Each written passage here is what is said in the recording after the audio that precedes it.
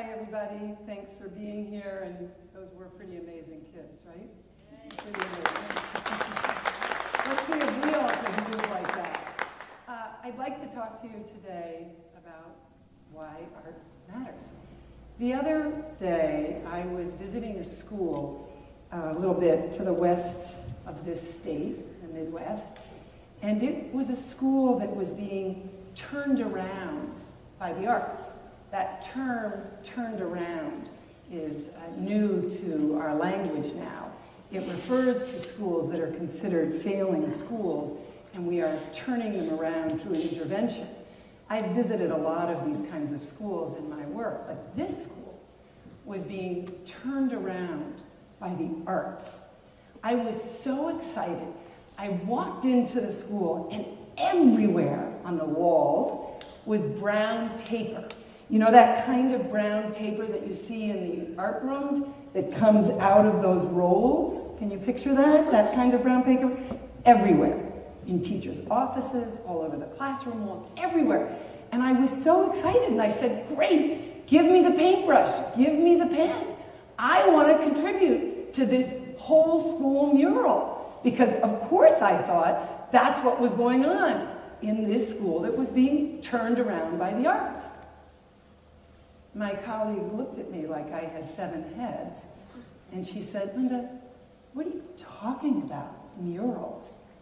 We are in high-stakes testing season, and we are mandated to cover all of the print material in this school to avoid cheating. And I thought, what world have I entered where a teacher's diploma has to be covered because a child might cheat on a test? This school, 99% free and reduced lunch. That means children living under the poverty line. 99% kids who speak English as a second language. They were meant to be turned around through the arts. All the arts classes had been canceled.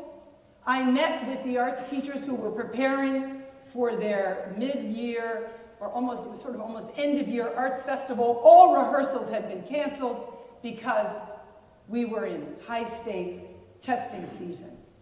Those kids are being tested 40 out of 180 days of a school year. Something has gone wrong.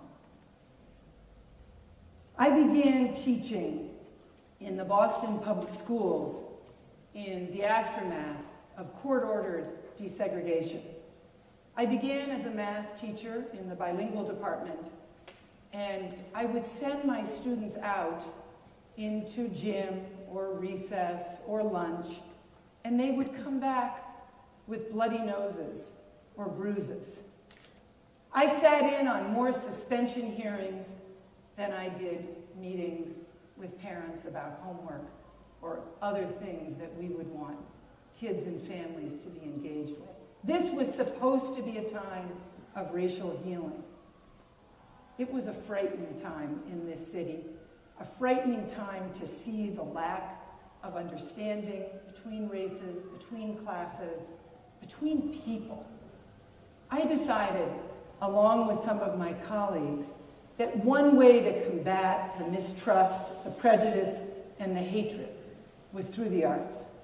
I began an after-school theater program where I would teach my students, all bilingual Latino students, the dances, the history of their culture.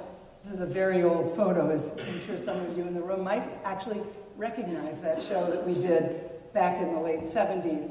Pretty soon, in the auditorium of that middle school, I had other students knocking on the doors to get in to my after-school theater program. African-American kids, white kids, even our deaf kids. And before I knew it, I had an after-school theater program that was actually creating a place of belonging for all of the students in the school. We did a show that I wrote about people going back in time to meet important historical and cultural figures that would represent important times from my students' history. They met in the play Raymond Betances, Benjamin Banneker, Mother Jones, and Toussaint Louverture. So if you have any sense of that lineup, you know something about my politics. And their opening night in the front row was my principal, flanked by 2 school committee members. In those days, in Boston, you didn't put on a show without the approval of the school committee.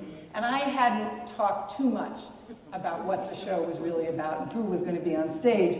And I heard my principal say he had a real Boston brogue. I won't do it justice. Something to the school committee members to the effect of, don't worry. I know she's a communist, but it really doesn't matter because suspension rates have gone way down. And you know, all the kids are getting along now. So it's all right, don't worry. Was that all right? So what I learned early in my career is that theater could bring young people together across prejudice, across mistrust, across language, to put on a great show. In 1998, I had the privilege of starting the Boston Arts Academy, and it is one of my proudest moments. And this is a school, as you've seen, that puts the arts at the very center of the curriculum.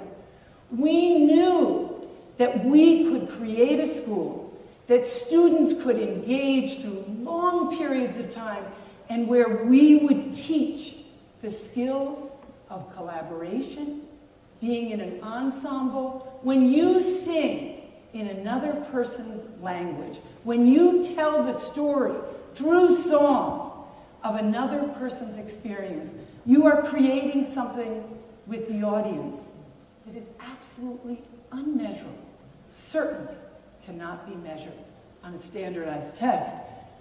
We are teaching kids to persist over long periods of time, sometimes on their own. These are the skills that we say are the 21st century skills for our young people. We are teaching, as you've just seen today, kids to collaborate, to perform at a high level of aesthetics. And we're also teaching kids to practice and to care about something that may be beyond them. I want to tell you the story of Raul here. Raul is a drummer. Raul came to the Boston Arts Academy, average student, but one of the things that students at the Arts Academy have to do in order to graduate is a senior project. This is a project where they have to take a community issue, something that they care deeply about, and bring their artistic and academic skills to bear on that issue, to truly make a difference about something in their community. Raul, no surprise, chose drumming.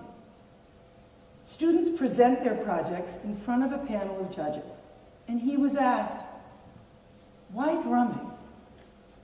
And Raul explained that for him, drumming comes from the heart. Drumming is where he is completely honest and true to himself.